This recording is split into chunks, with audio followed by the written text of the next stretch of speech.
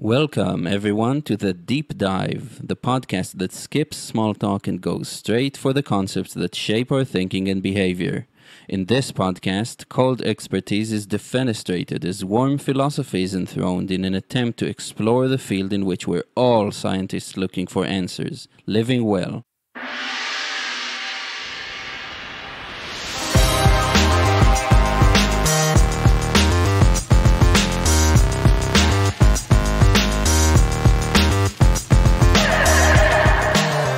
Hello world, welcome to another episode of the Deep Dive with Eyal Shai. My guest today is Helena Roth. Hi Helena. Hi. It's good to have you here.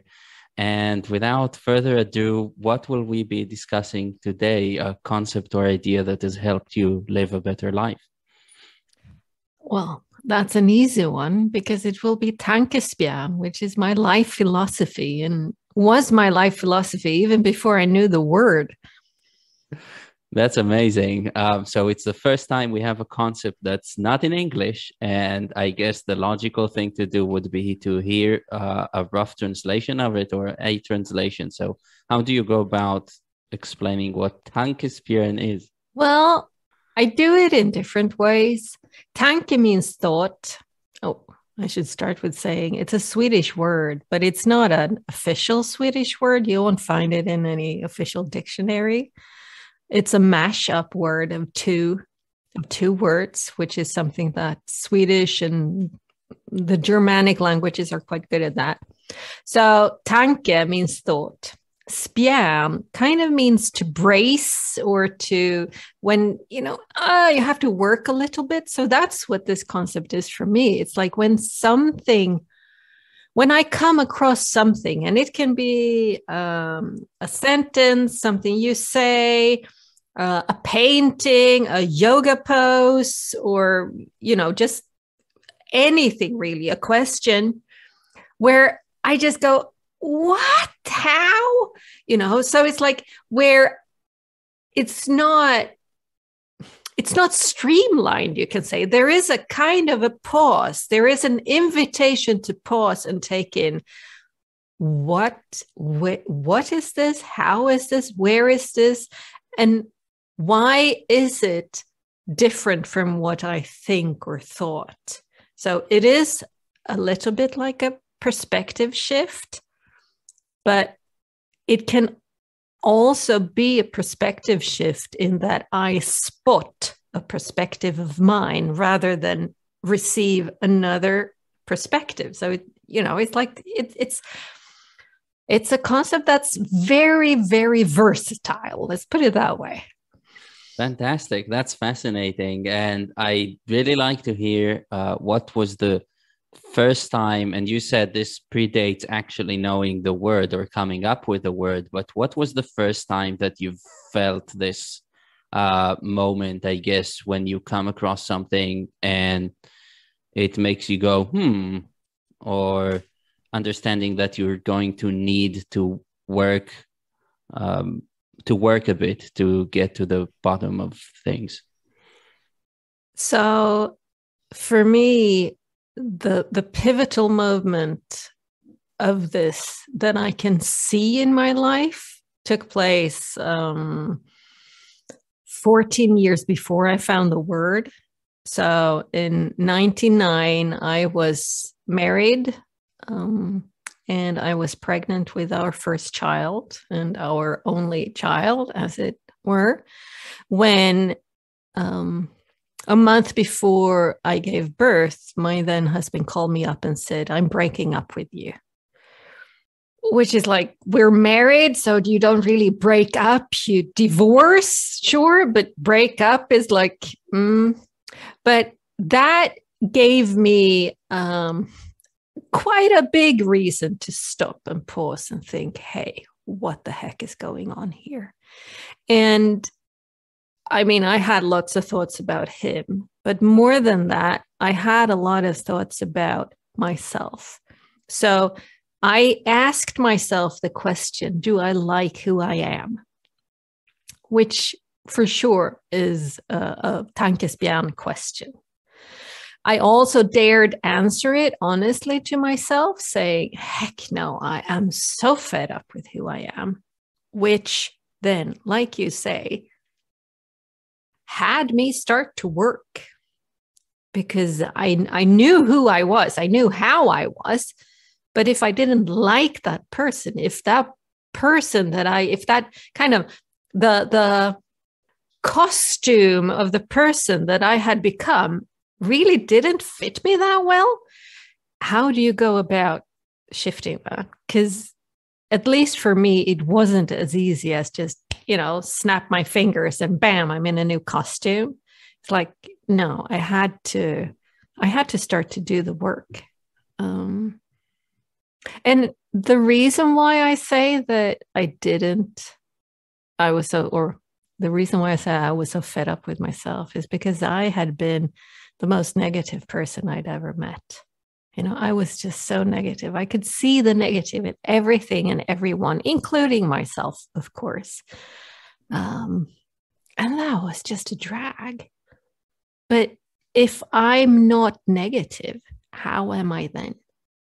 I didn't know that. Right.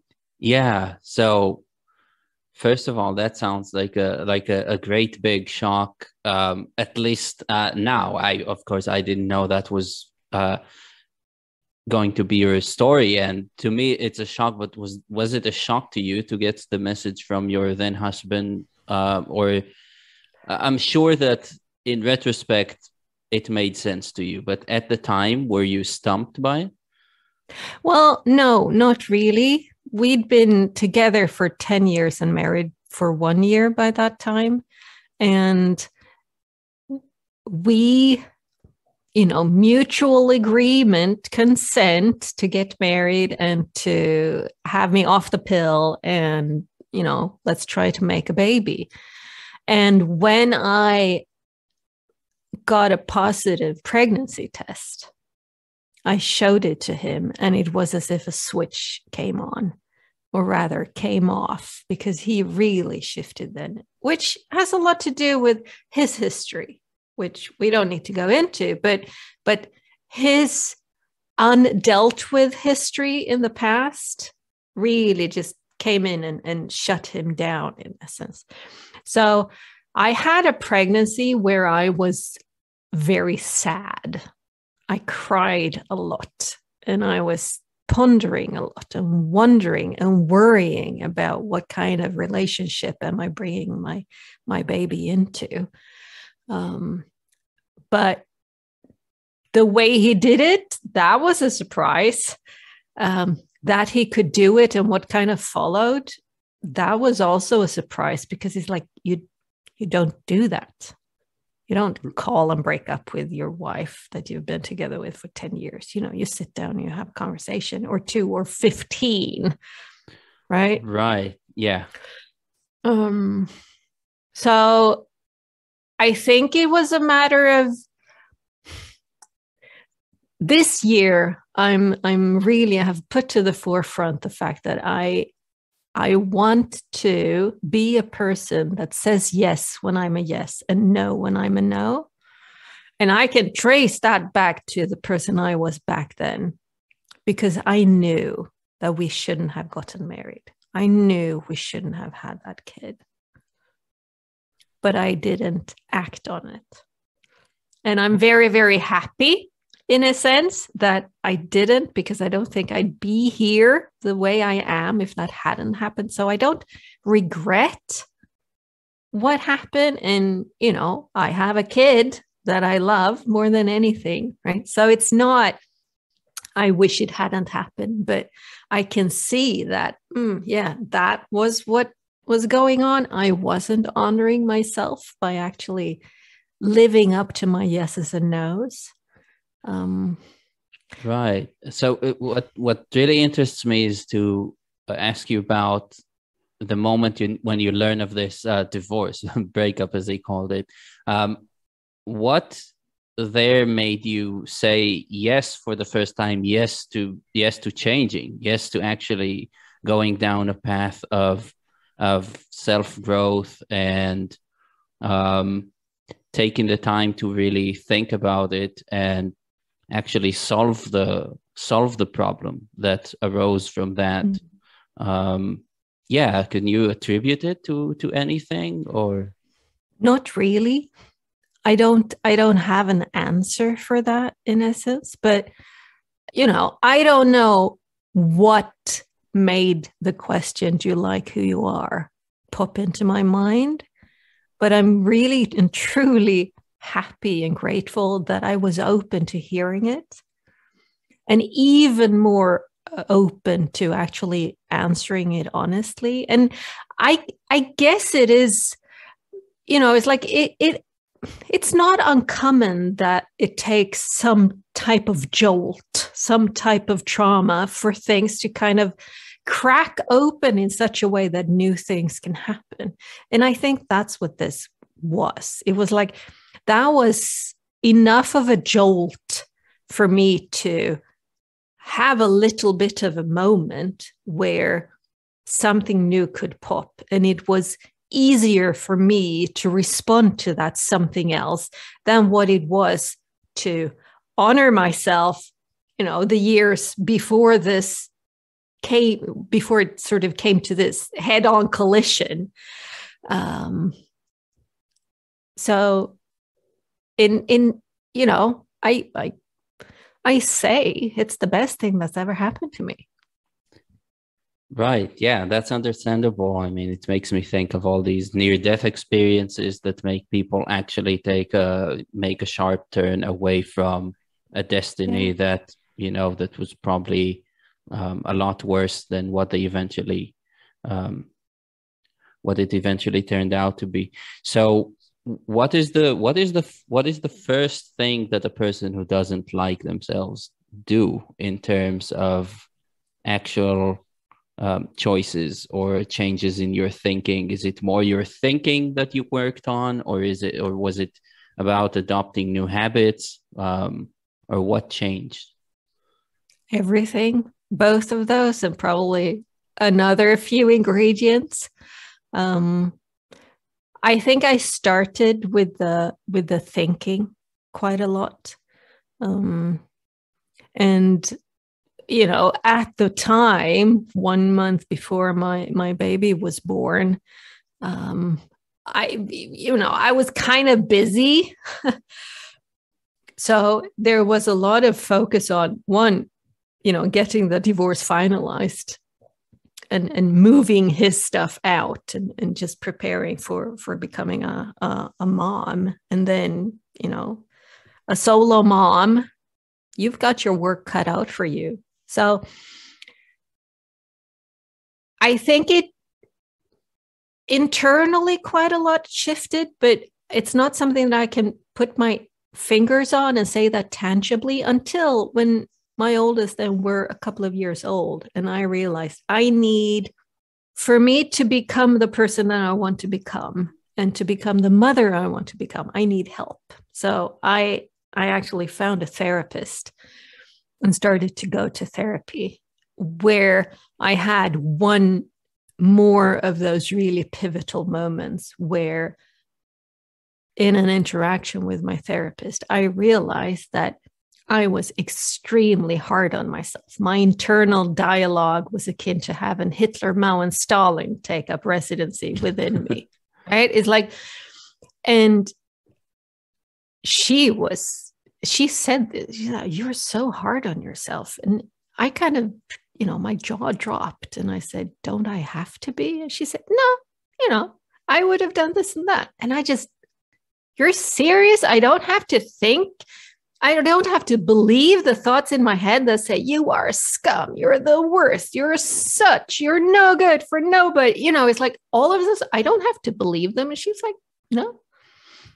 So that was one of those really, really pivotal moments where I could distance myself from my thoughts, from my internal dialogue in such a way that I could actually start to look at it and see, how is this serving me? How is this thought serving me? Or how is this story serving me? Or how is this habit serving me? Yeah, so it sounds like, and that would be an example of another Tankespjärn moment, right? Yep. So does it have in it an aspect of having your identity not married to your thoughts? So within the theme of marriage and divorce, in other words, you managed to actually divorce your identity from your thoughts, and that was new to you? Yes, that was completely new to me. That was a shocker. In the same way that it was a shocker for me to kind of, to see that, okay, here I am being all negative, but it's not as if it's something that is inherent to me. It is something I can change. And the same goes here. It's like I am harsh on myself, with myself, to myself. It's not inherent. It's not a must. It's not something that cannot be changed. It can be changed. But that mindset shift really sparked a lot of work on habits, because I had a lot of habits that were formed out of the basis of being hard on myself that I then started to identify, started to unlearn, and then I had to learn something else to replace it.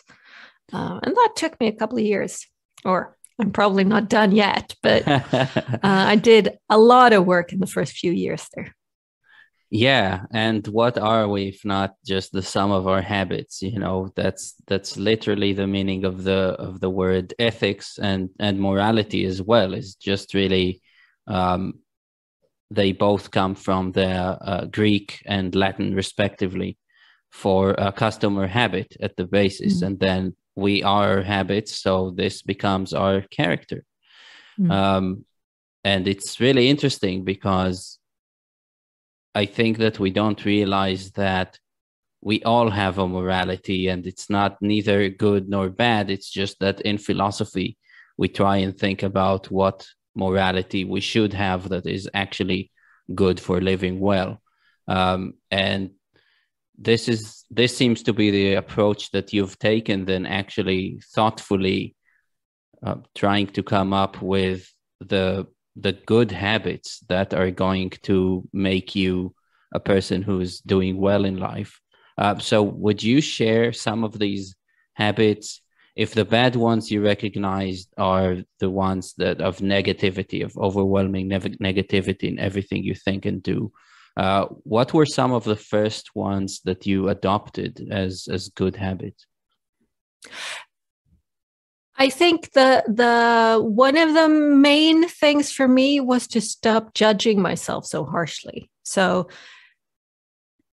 noticing myself in moments when I was beating up on myself was the first step I had to stop beating up on myself. If I didn't know that I was doing it, I would just be continuing. So a layer of awareness, or a light of awareness perhaps, shone on me and my habits. So back then, I used to call myself that I was such an angry mom. I could easily go into anger. It was a very, very, instant reaction to anything, really.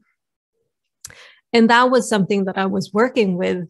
So I could, I had 2 kids by then, and my they were in kindergarten and preschool and stuff. So I could come to work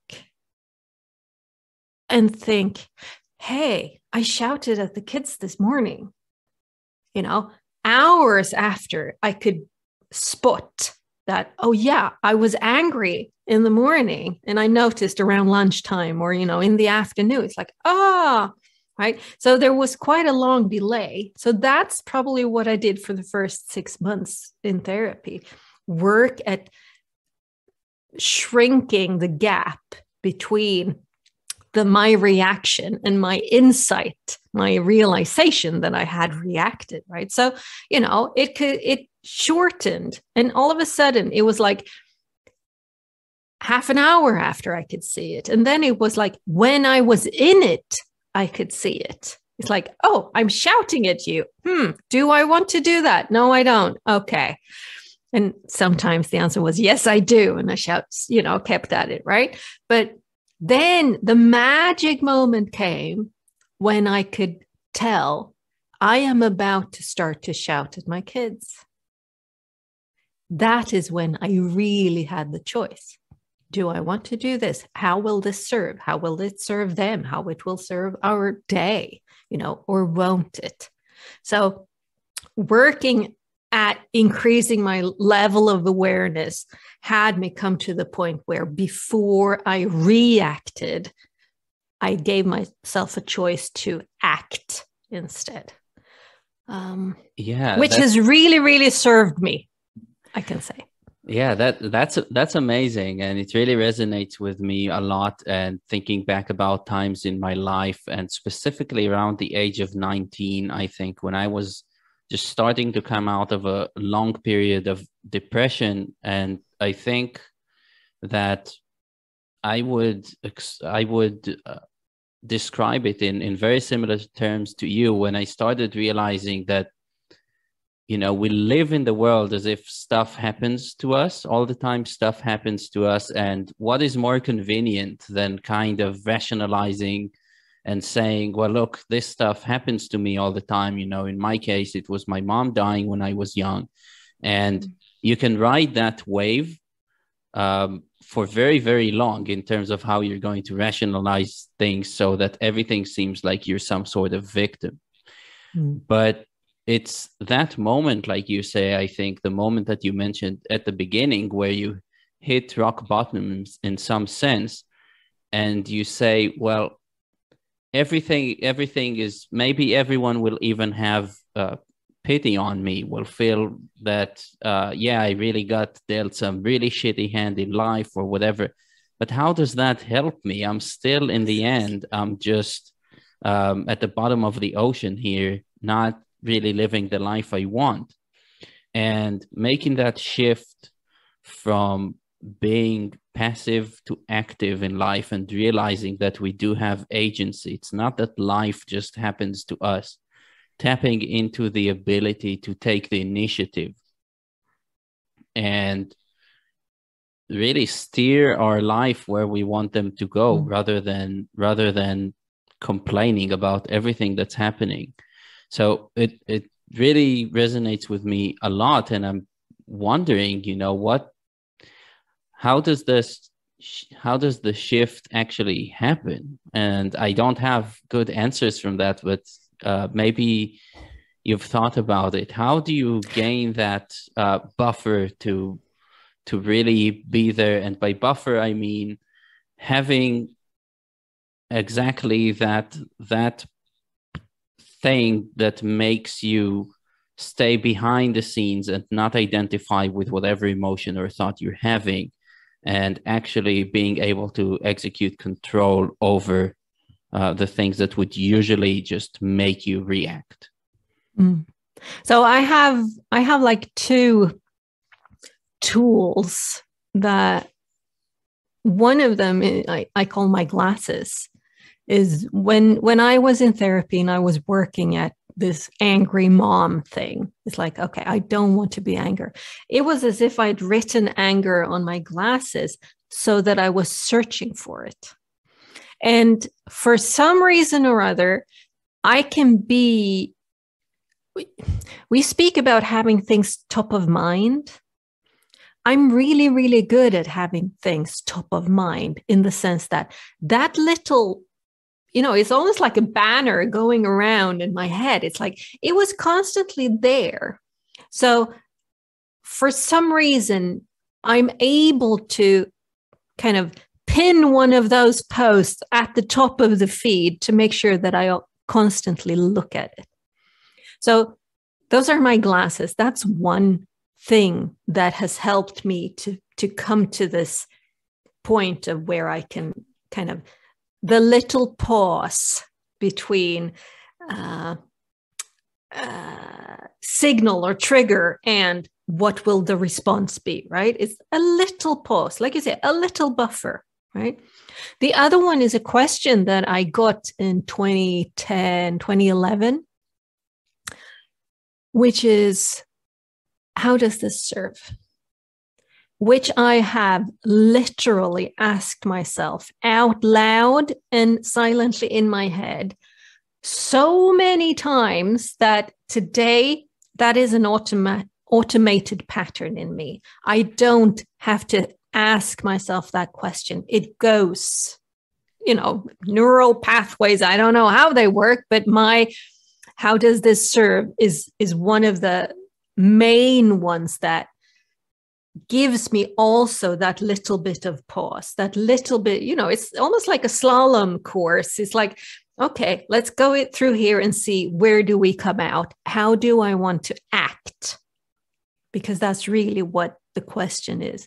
In this situation, how do I want to act in such a way that it will be of service to me, to you, to my kids, to the surroundings, to the environment, to my cat, to the work, to, whatever. It doesn't have to be, how does this serve me? But rather, how does this serve? So that question is one that, again, I kind of put on my glasses. Once I got it, I put the top of mind and I was asking myself constantly. And in that way, I could start to play with, how am I in the world? Rather than go down the habitual, this is how Helena is. Yeah, but those habits, maybe they started, when I was 5 or 15 or 25. Do they still serve me when I'm 40 or 50? Maybe, maybe not, right? And I want to take that agency. I want to own myself in the world. I own how I show up in the world, regardless of the circumstances. Yeah, that's beautiful. And I can again relate with that so much. I think it marks again the jump from passivity to proactivity. And it's interesting, it's striking to me now that I think about how much we're being told to be in the moment, as if being in the moment is a really good thing. And in a sense it is, but thinking in terms of how will this serve, or in my case, for me, doing dialectic, a very central concept to living well is the good, because well is the adverb of the good. And it's very important to find out what it is. And it turns out that it's a relation, meaning simply what is fitting. And if you're actually going around and you keep the concept of the good in your head, then you're doing basically just what you're describing now. You're always thinking, what is this good for? In very simple terms, not loaded, not being emotionally loaded, but really thinking rationally about how, if I do this, how is this going to turn out? What is it going to lead to? What is this good for? And in that sense, it's almost like being able to occupy a little bit of the future too, because you are looking ahead, you are considering the next moment. You already understand that if you're now going to shout and be angry, you actually know very precisely what the next moment is going to look like.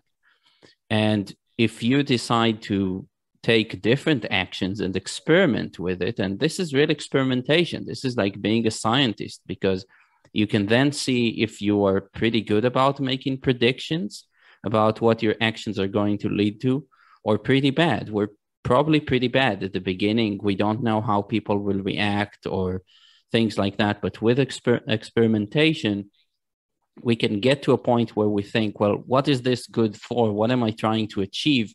And then doing the thing that we conjecture is going to get us there. And in a sense, it's very much being on top of things in the present, because it has that distance where it's not something that hits us and immediately we are triggered.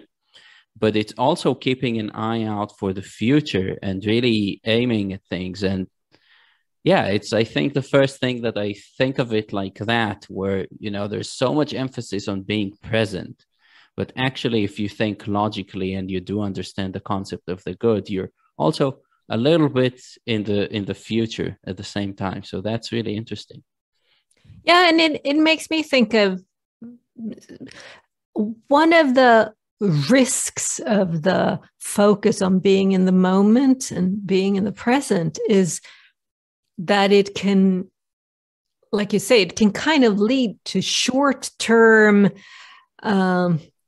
desire, oh, give me that marshmallow now, to draw in the marshmallow test. And it's like, give me. I need the satisfaction, the craving here, now, get it.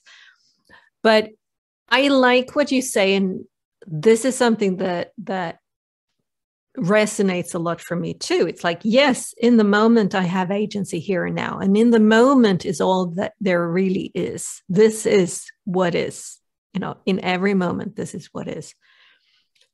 But when I asked, how will this serve? Putting myself a day, a year, 10 years in the future and kind of looking back over my shoulder to see, how will I feel about what I just decided in this moment in a year's time, in 10 years' time? How will I, so that otherwise it's easy to get into this kind of quick fix, dopamine hitty aspect of living life. It's like, no, because it's not that,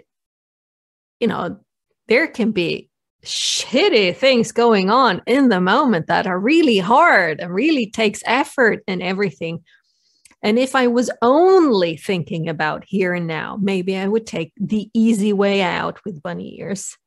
But again, putting myself in that future position, looking back over my shoulder, will I feel proud of myself that I did what I did? Will this be of benefit to me and others? Will this be serving in a longer perspective?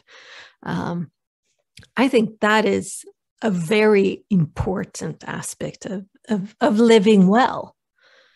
Yeah, absolutely. And to me, I've had the thought before about the whole notion of being an author and authority, and connecting the two, seeing where it actually comes from, because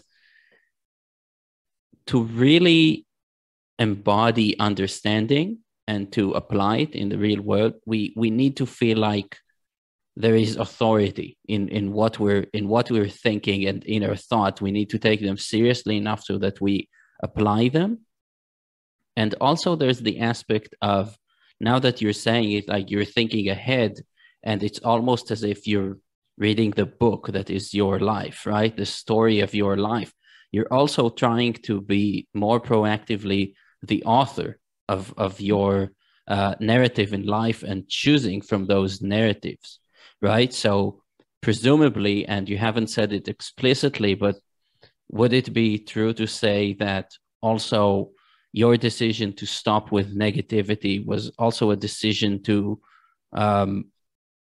have that twist in the plot, or being fed up with the plot as it was becoming kind of stale and uninteresting because you were not around character, you were just doing the same thing over and over again? Yeah, kind of one-dimensional. That was one aspect of it. The other aspect was, in the situation at hand, if I had stayed with the negative, I had a feeling that I would have killed both me and my unborn child. I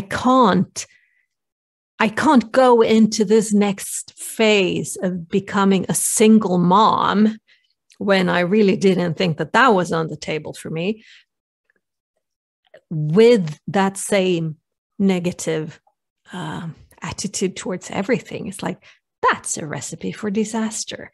So yes, I most definitely had this sense of, I need to and want to do this work so that I can give my kid a better shot, which also is the reason why I went into therapy a couple of years later, because it's like, again, I'm not being the mother that I want to be, and I need support in being that person, which of course did not only shift the way I was a mother. It shifted the way I was at work, and the way I was a wife, and the way I was a sister and a daughter and, a friend. because that's what happens when I shift, when there's something transformational happening to me. It doesn't stay within the box of maybe where you started. It is everywhere. Yeah, no, that's wonderful. And it also makes me think about the whole thing where you want more agency. You want to be a more round character that's three-dimensional and is able to pull off more responses to life from a larger repertoire that you have at your disposal. And this also, to me, as I understand Tankespjärn so far, it's also a moment of joy, as you can recognize an opportunity for you to learn something and to react in a way that is not necessarily the way you would have thought you'd react. Like, it actually causes you to now consider something, and you might do something which you've never done before, or act in a way that you have not acted like before. Yeah, which is that's the opportunity that is inherent in the concept of Tankespjärn, right?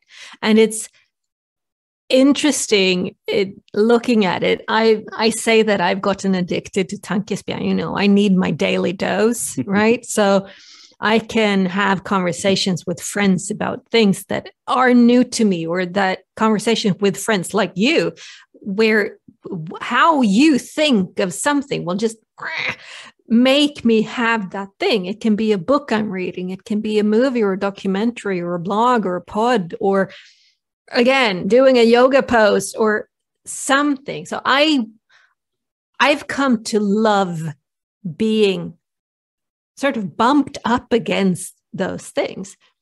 But that does not mean that I always crave it.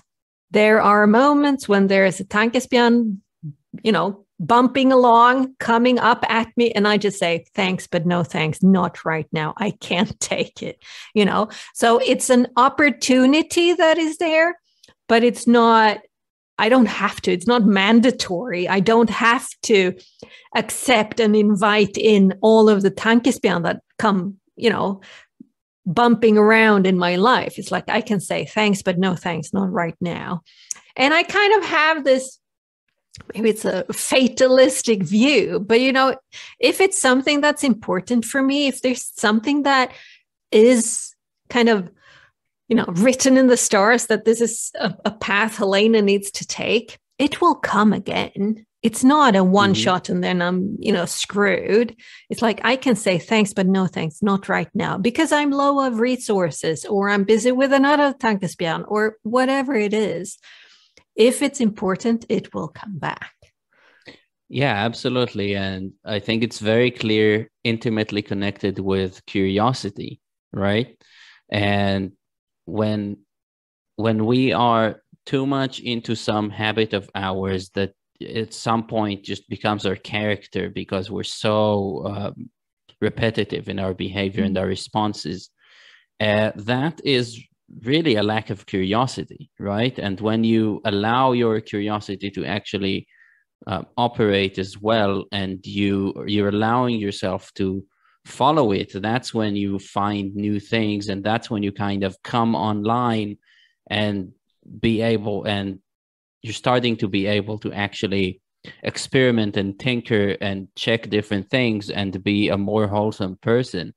And it also makes sense that at times in our lives, we can't really jump down every rabbit hole that we encounter, because that can actually be chaotic and destabilizing in a way. So I can really relate to you there. These days, I can't even get to, 20% of the articles and podcasts that I would have before I started being more active. I think there's a period where you can absorb, but at some point, maybe it's something like having a child. Maybe it's just reaching a point of maturity where you feel like you also need to broadcast some thoughts back out in the world and not just hoard them inside. that you have to kind of take the volume down a bit on what you're taking in terms of new things that pique your curiosity. Mm. And I was asked, I was in a Swedish podcast a while ago, and I was asked about Tankespjärn, is it for everybody and stuff? And that was what I said. It's like, if you aren't a curious person, or if you don't, if you aren't expressing curiosity, then I really don't think that you will have any use of Tankespjärn, really, because it will just be frustrating and annoying and irritating, right? But if there is a curiosity in you, and you might be in a place where, I know that has been true for me. It's like, before I started my transformation, I was a lot less curious than I am now. It's like, oh, I am so interested in people. People fascinate me to no end. It's like, what is there?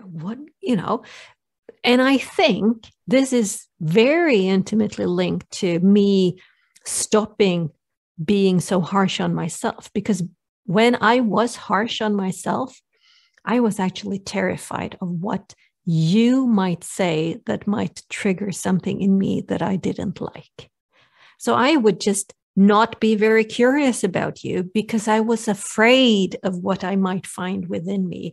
And I wasn't curious about what was within me, because I was so harsh on myself that I knew that whatever I found, I would be whacking myself over the head with a shovel, which isn't very nice. So curiosity really, turned down, volume low for me. And then it's been increasing and increasing and increasing. And it's quite up high, I would say. That's wonderful. Yeah, with conversations, isn't it fascinating that the more you're at peace with yourself, and the more that you are actually curious about other people, and it comes hand in hand with the recognition that you're not your thoughts, right?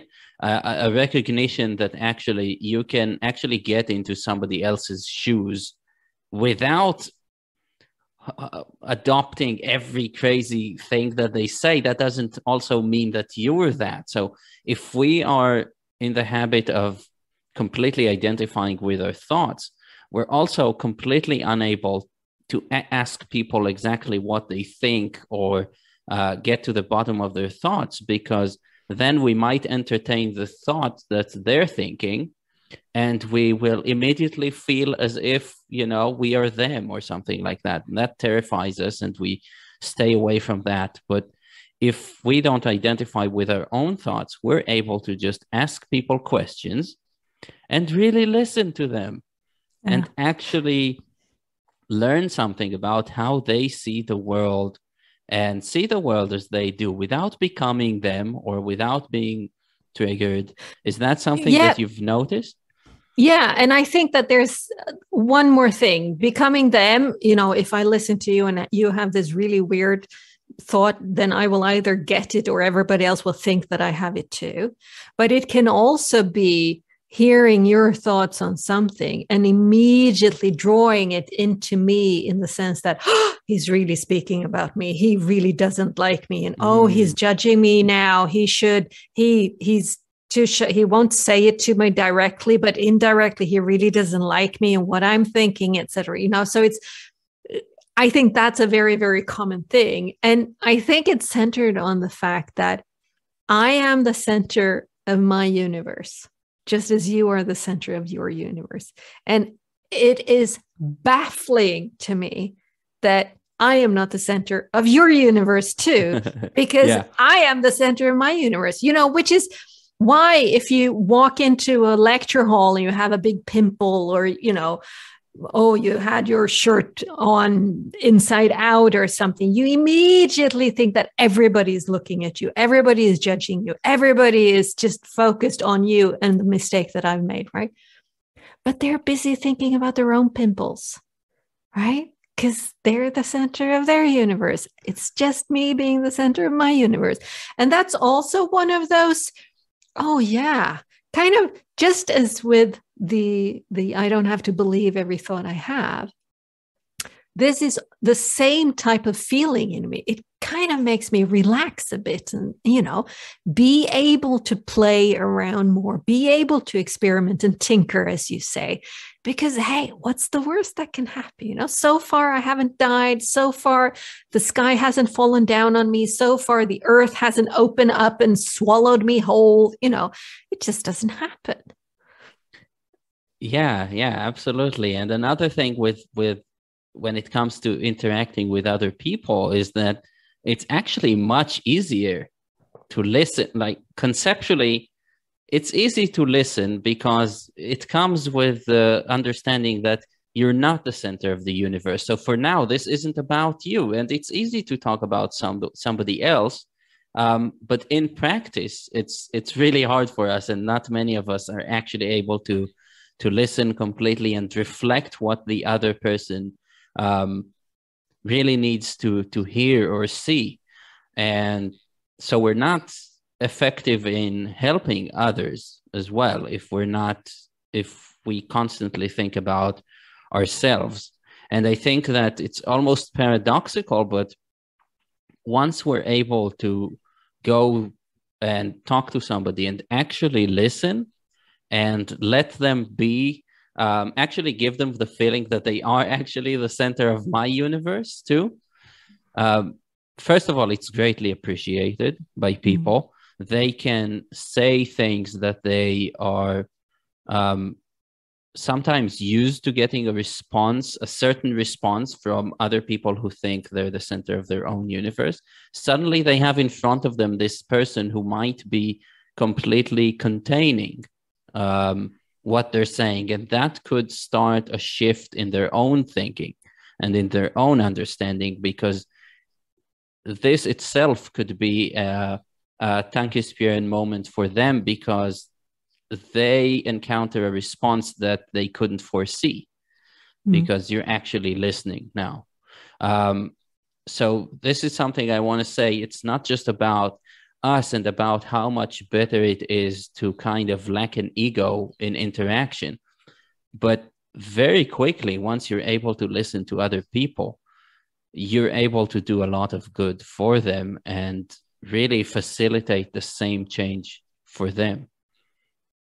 Yeah, and I mean, this is one of the things that I use. I'm a coach, life coach, I guess is the word, and I do coach walks or coach talks. So either my favorite is to do a coach walk, which I can only do with people who are here, right? But I live just next to a recreational area, and it's just wonderful to be out walking with a coach client, because when you're in movement physically, it's really hard to be stuck mentally. And, it's something else than sitting in a conference room, or, you have a table between you perhaps, or there's a whiteboard on the wall or something. It's like nature brings something else to the conversation as such. But I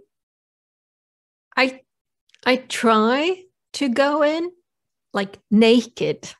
In essence, when I coach, I'm fairly naked in that way, that I don't have an agenda. I don't have anywhere that I want you to go or get to or anything. You might, as a client, have something, and I will help and guide you, but I won't hold you to that.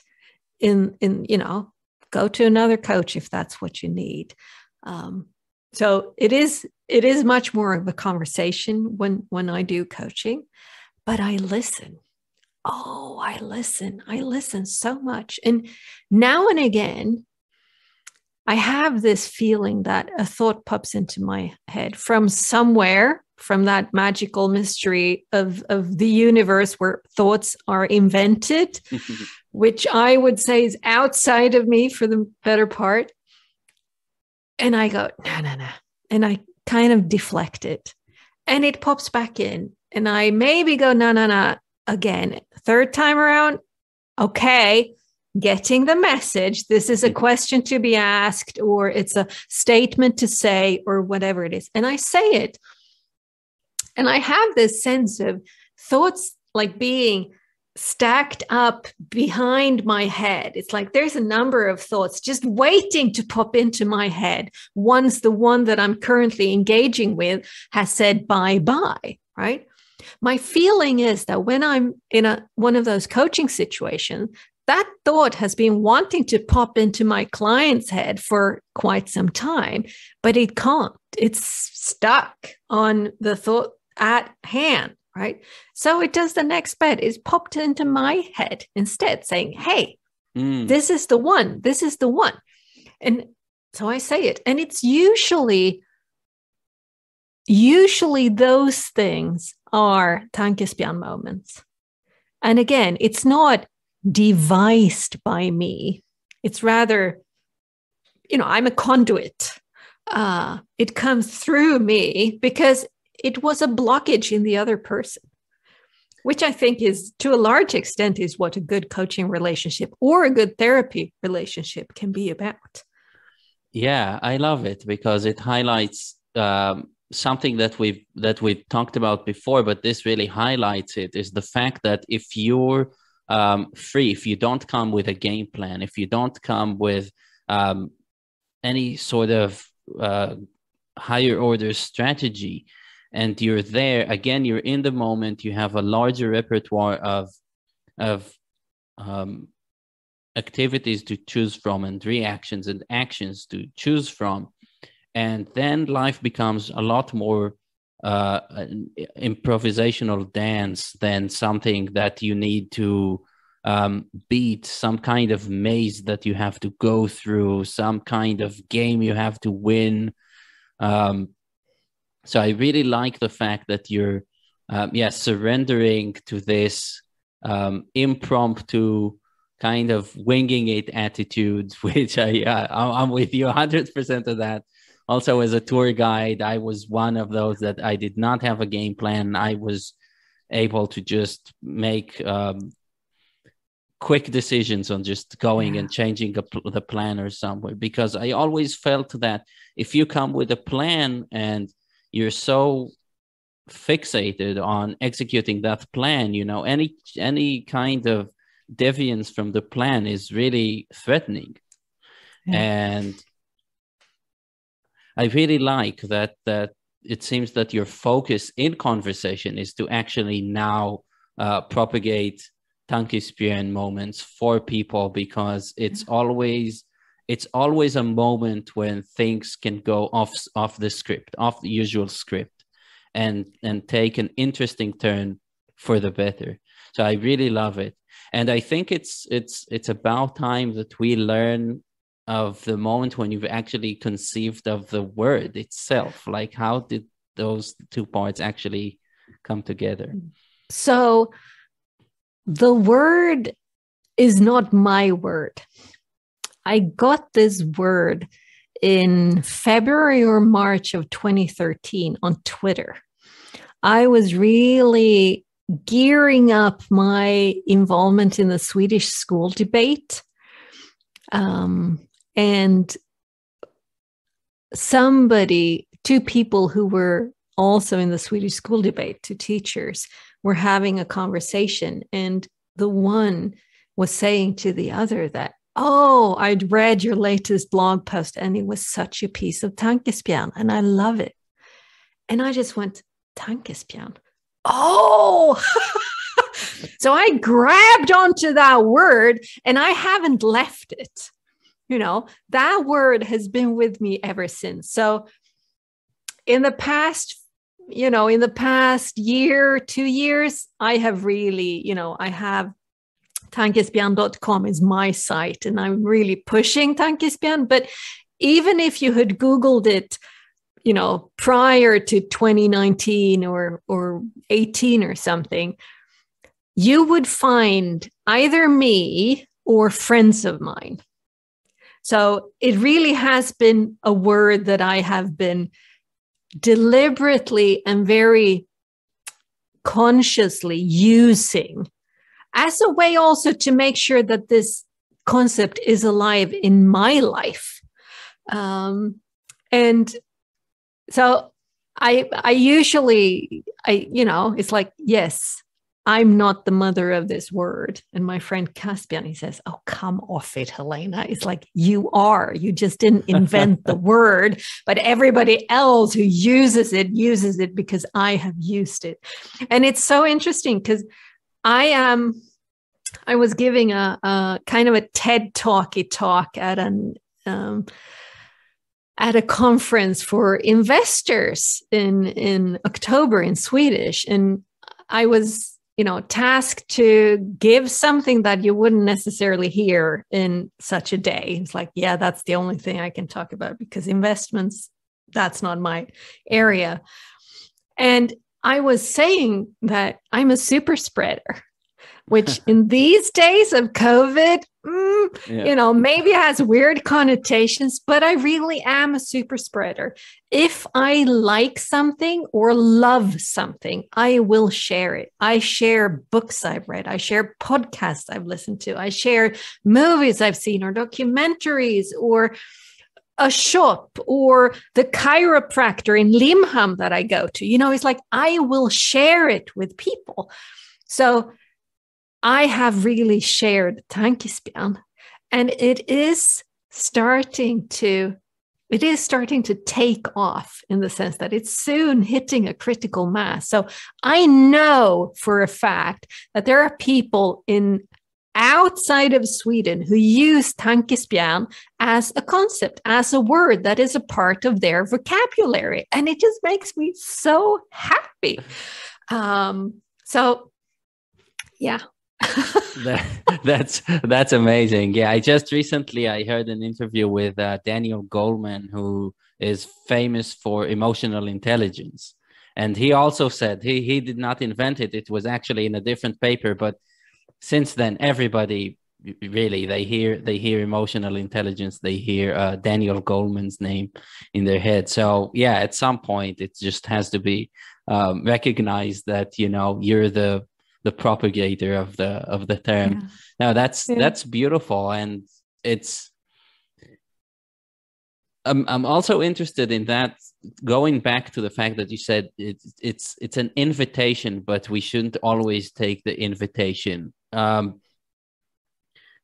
think that's also a good way of looking at it, because when you encounter a Tankespjärn moment, then you can go with it and let it kind of rock your boat a little bit, so things don't actually crystallize or ossify and stay in one place, but instead you're about to now explore something new.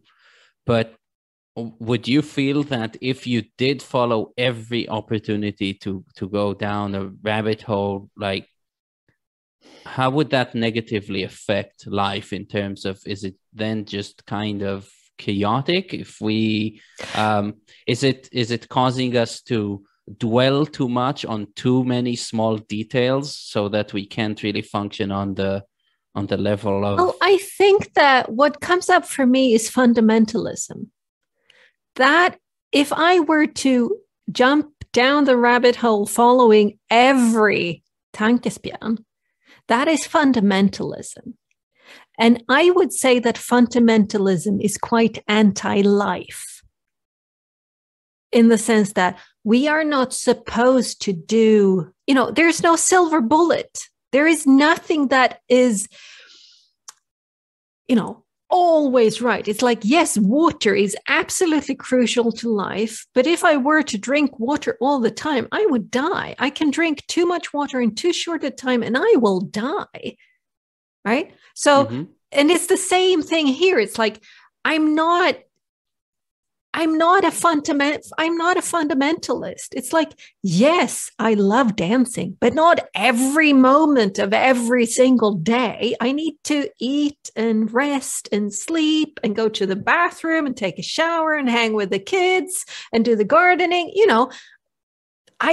And Tankespjärn is the same. It's like, yes, I love Tankespjärn, but not every single moment. It's like, that's too much. That's not what life is about. Life is about movement. And if you were to chase every Tankespjärn, in essence, I would say that that is a way to ossify, because then you're not choosing. Then you're not using your agency. Then you're not checking in with yourselves. What serves me most in this moment? Is it to go down this rabbit hole, or should I go lay down on the sofa and rest for a while?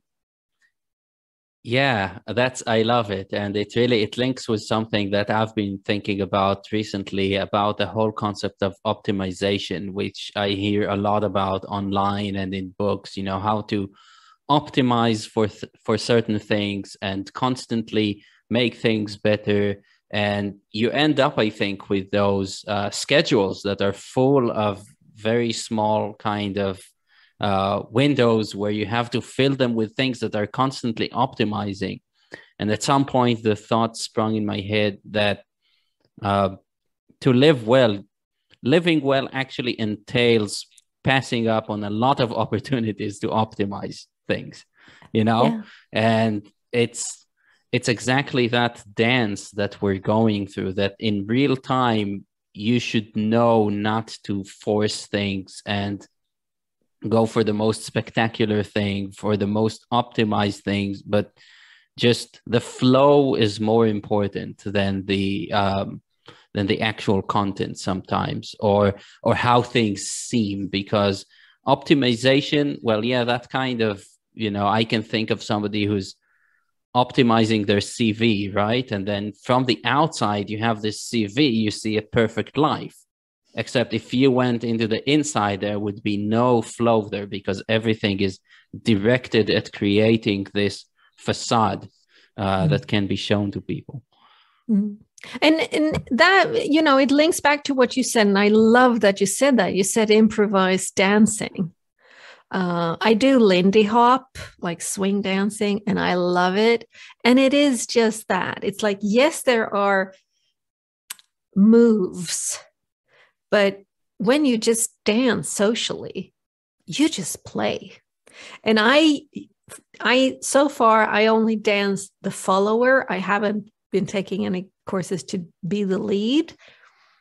And yes, the lead leads, but I, as a follower, man, do I have agency. And it's my responsibility to make sure that I'm having a good time on the dance floor. And if my lead is doing something that I don't want to do, I get to choose, right?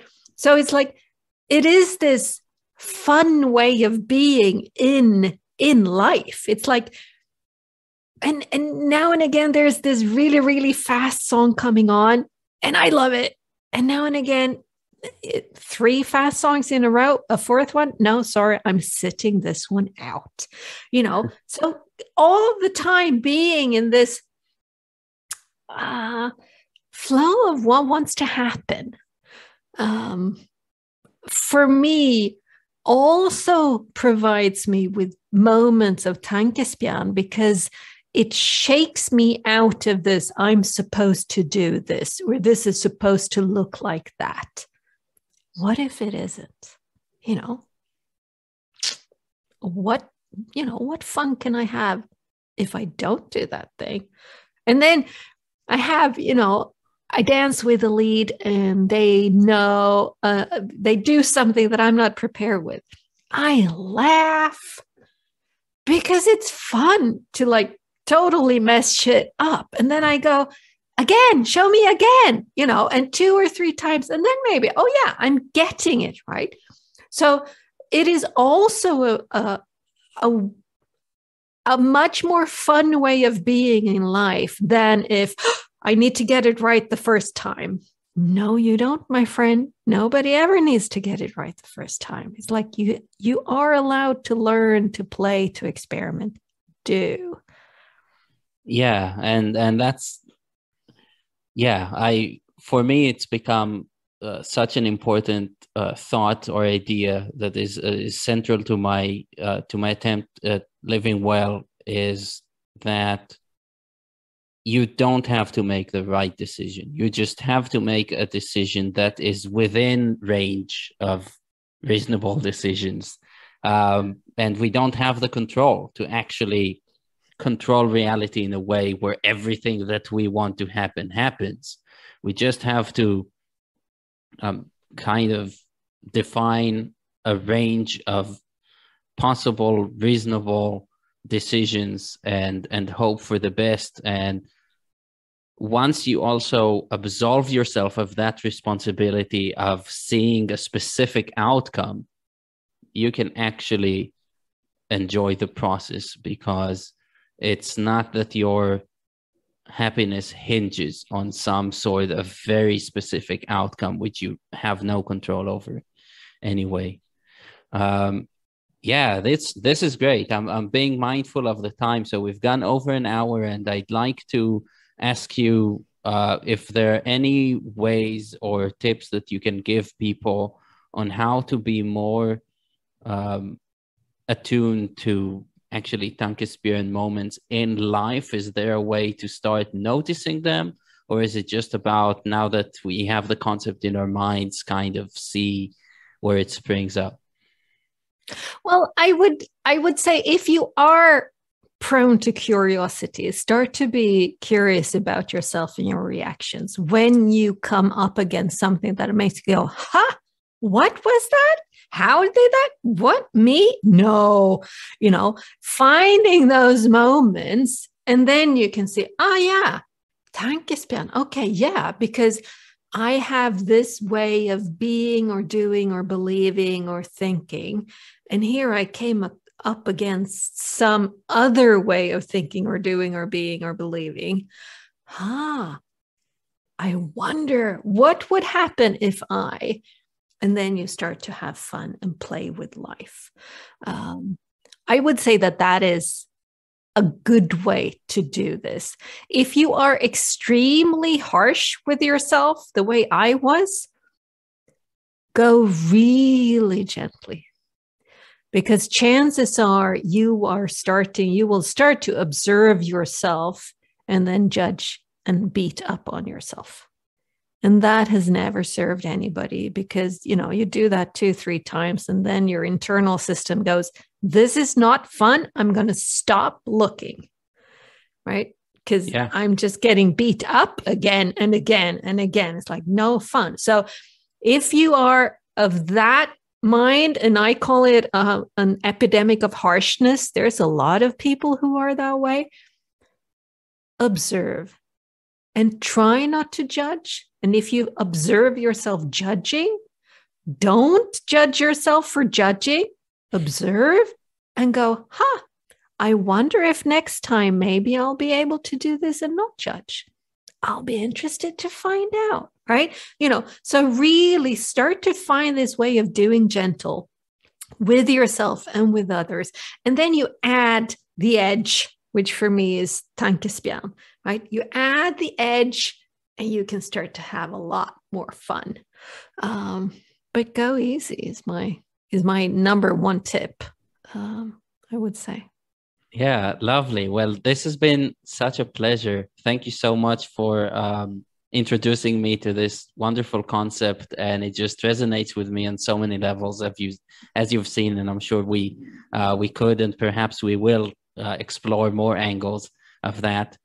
Before we say goodbye, I'd love you to let people know where they can actually find your work, thoughts, anything you want to mention here, where people can follow you. That'd be great.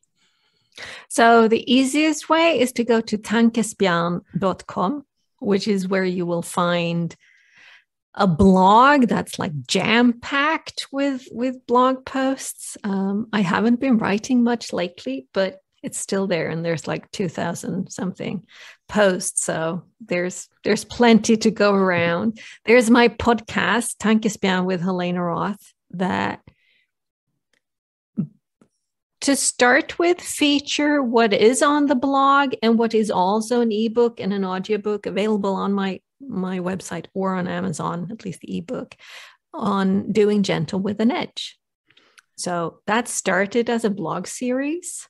And then I've kind of tweaked it a little bit. And then I do meandering conversations in my pod, which is just the most fun because we never know where it will take us.